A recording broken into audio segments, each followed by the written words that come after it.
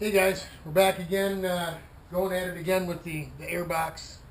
Gonna run you through what we got going here, and we're gonna get to carving it up and putting it together today. So just real quick, I want to bring you over to show you the templating that we did inside the nose. You can see here how we're gonna be able to open it up quite a bit. I don't know if you can see up in there the cardboard, but you see the top piece is gonna need to be rounded a little bit, and that comes from we'll be able to do that from experience.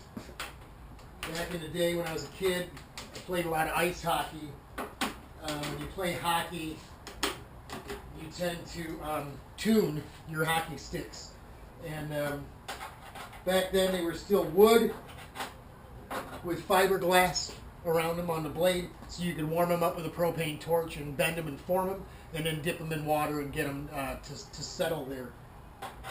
We'll do the same thing with this top piece of this air box, having to be rounded off like it is,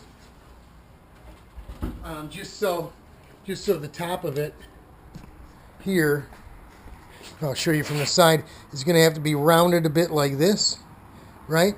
Just so this top edge doesn't hang down into the hole in the nose. Rich's is like that too. You can't see it, but that's about what it looks like. So this is what we're gonna have. It's gonna be bent up like this here a bit. So we'll take, those are just raw pieces, obviously, and they may be a little bit long here and here on the inside of the nose, but we'd rather have it long than too short. You know what I mean? We can always make it shorter. We can always make it longer too, but that's just going to take more time.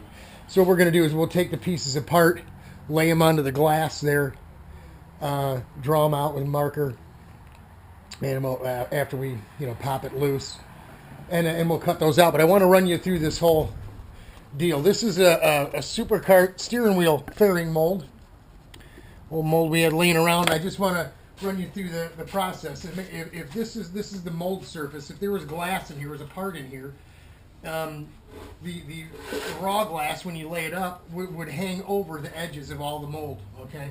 And then you would come by with a razor knife before it's completely hardened up, and you'd trim it off. Then when it's ready to be pulled out, you would go ahead and take sand, and you'd sand the edge down. And what that does is it's going to show you this particular mold surface is orange. It's tooling gel.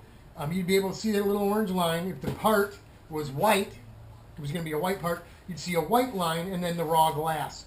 And you'd be able to get in here with a scraper or something and just pop it loose. You don't want to get too crazy, because if you scratch the surface, that scratch will be in every part afterwards.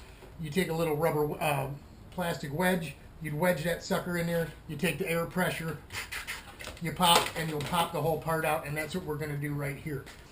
With this particular bit, I'm going to see if I can get you looking right down on here. There's no trim edge on this piece, right? Because we just got raw glass, and it doesn't go to the edge of anything. Doesn't mean we can't get it off of here, but it just doesn't work exactly the same way. It's going to have a rough raw edge. So a good sign is, well, this stuff, yeah, see, the 3 coats of wax obviously was enough, so it's already coming off. So what we do is we'll try to find an edge. See how that? And I could just lift that right up, but that wouldn't be any fun, would it? Watch this.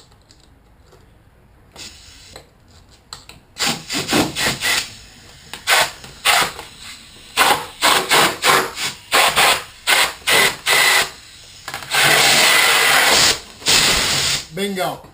Just like that. The power of compressed air. Isn't that nice? That's how 90% of your fiberglass comes out of a mold. And look at how shiny and nice that is.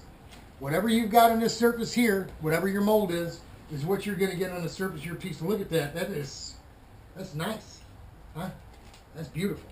So what we'll do is we'll take the air box apart, the templated pieces, and we'll lay them down on here. And we'll go ahead, and this will be the smooth part, will be the inside, because what we're going to do is once we get raw glass like this, we're going to do fillets on the inside with fiberglass filler, to hold it together. Then we'll knock down these sharp edges on that fiberglass bit, and we'll lay a little glass over top of it. We're not going to spend a whole bunch of time. Why? Because it's temporary. We ain't going to get too crazy with this. But I should be able to do all that in a matter of a couple hours and have it sitting here. So then really the only thing left to do is to fit it to the inside. Like I said, we'll heat up across here on the glass piece. We'll heat this up with a little propane. Not too much. Won't take much at all because it's really thin. You don't want it bubbling and burning up. Just warm it up, and we'll be able to roll it and form it. We'll pour some cold water on it, and it'll stiffen it right up. We may do the same thing up here instead of having to cut it and then re-glass it back together. Oops, sorry, up here. Pay attention, Robert. Here, we're going to go ahead and fill it in the same way. We may just warm it up and bend it, or we may end up just putting a witness cut in it, not all the way through, just enough to get it to turn, and then we'll just add some glass on it. But that's it. That's where we're at. It's Monday. We got to hurry up and get this stuff done so we can get things back together, water in it, check the system, all that kind of stuff. But that's it. Just wanted to run you through the process of how you generally pop something out of a mold.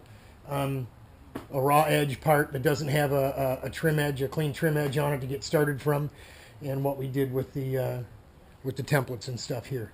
So that's it. Got to get to work. Godspeed.